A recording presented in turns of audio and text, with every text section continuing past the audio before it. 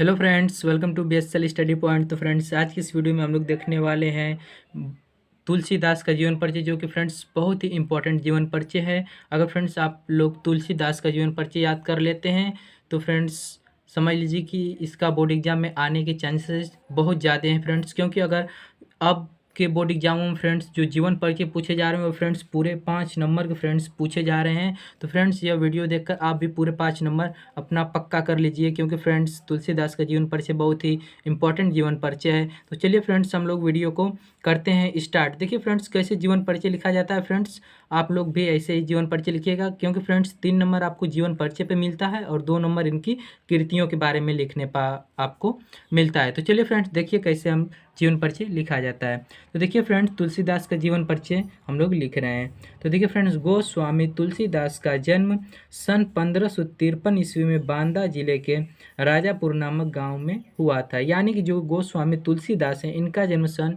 1532 ईस्वी में बांदा जिले के राजापुर नामक गांव में हुआ था। कुछ विद्वान इनका जन्म स्थान सोरो यानी कि जो कि एटा को मानते हैं। यानी कुछ विद्वान का मानना है कि नहीं, इनका जन्म स्थान जो है वह राजापुर गांव का नहीं है, इनका जो जन्म स्थान वह सोरो है, यानी कि एटा को मानते हैं।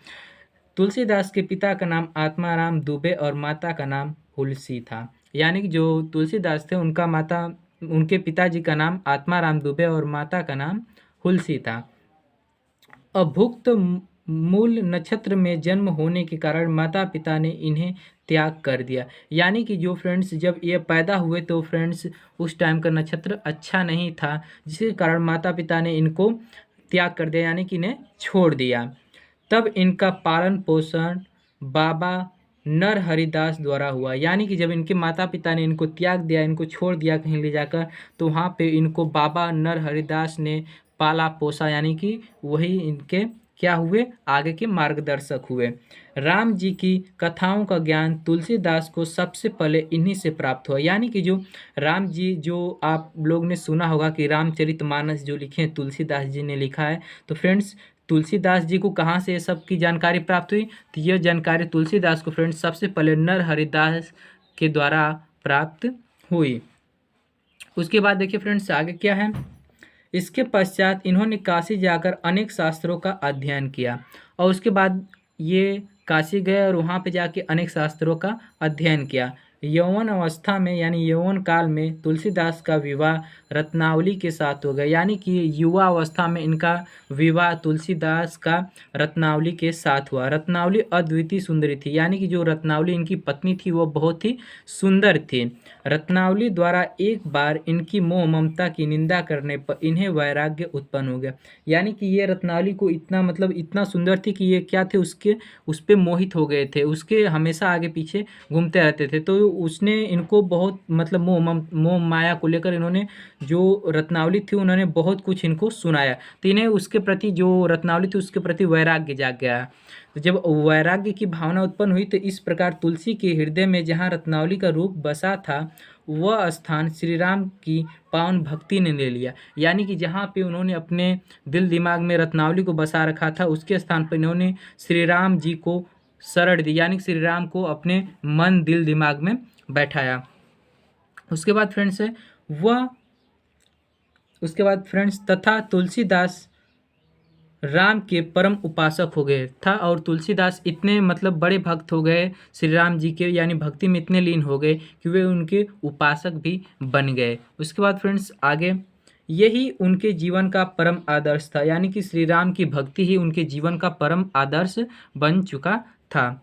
तुलसीदास जी ने अपना अधिकांश जीवन काशी, अयोध्या तथा चित्रकूट में व्यतीत किया। यानी कि जो तुलसीदास जी थे वह अपना अधिकांश जीवन काशी, अयोध्या तथा चित्रकूट में बिताया। उसके बाद फ्रेंड्स इनके आगे है। फ्रेंड्स इनकी मृत्यु सन 1623 ईस्वी में काशी में 80 घाट पर हुई। यानी कि जो इनकी मृत्यु हुई फ्रेंड्स वह 1623 ईस्वी में काशी में और 80 घाट पे ही हो गई। तो फ्रेंड्स जब आप इतना लिखते हैं फ्रेंड्स जीवन परिचय के बारे में, तो फ्रेंड्स आपको पूरे 3 नंबर मिल जाते हैं। उसके बाद फ्रेंड्स जब आप कीर्ति लिखेंगे तो वहाँ से आपको 2 नंबर मिलेंगे। तो फ्रेंड्स इनकी कीर्तियाँ कैसे लिखी जाएगी उसको हम लोग देख लेते हैं। तो देखिए फ्रेंड्स उनकी कीर्तियों को हम लोग देखते हैं। तो देखिए फ्रेंड्स, उनकी कुछ प्रमुख कृतियाँ हैं। तुलसीदास राम के भक्त थे, यानी जो तुलसीदास जी थे वे श्री राम के भक्त थे। इनका सर्वश्रेष्ठ काव्य ग्रंथ रामचरितमानस है, यानी कि अगर सबसे ज़्यादा इनको मान्यता प्राप्त हुई किसी चीज़ से तो वो थे फ्रेंड्स रामचरितमानस, यानी कि इनको सबसे ज़्यादा रामचरितमानस से ही मान्यता प्राप्त हुई, जिसमें मानव जीवन के समस्त उच्चतम दर्शनों का समावेश करके तुलसीदास ने राम को मर्यादा पुरुषोत्तम बना दिया। यानी कि तुलसीदास ने समस्त उच्चतम दर्शनों का समावेश किया, यानी उसमें जोड़ा करके तुलसीदास ने राम जी को मर्यादा पुरुषोत्तम बना दिया। उसके बाद आगे फ्रेंड्स, रामचरितमानस ही तुलसीदास की कीर्ति का प्रमुख आधार है।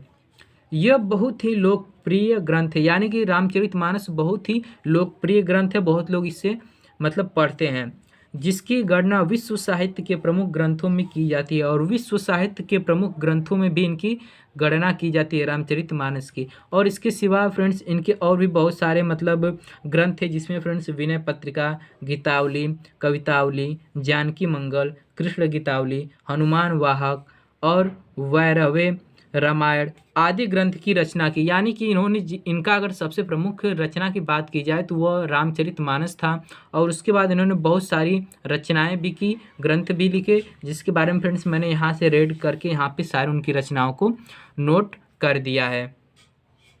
तो फ्रेंड्स इनके बारे में जैसे ही आप इतना लिखते हैं फ्रेंड्स, आपको बोर्ड एग्जाम में पूरे 5 मार्क्स तुरंत ही मिल जाएंगे। तो फ्रेंड्स अगर वीडियो आपको अच्छी लगी है तो फ्रेंड्स वीडियो को लाइक कर दीजिएगा, और चैनल पर नए हैं तो चैनल को सब्सक्राइब भी कर लीजिएगा। फ्रेंड्स मिलते हैं नेक्स्ट वीडियो में, तब तक के लिए धन्यवाद।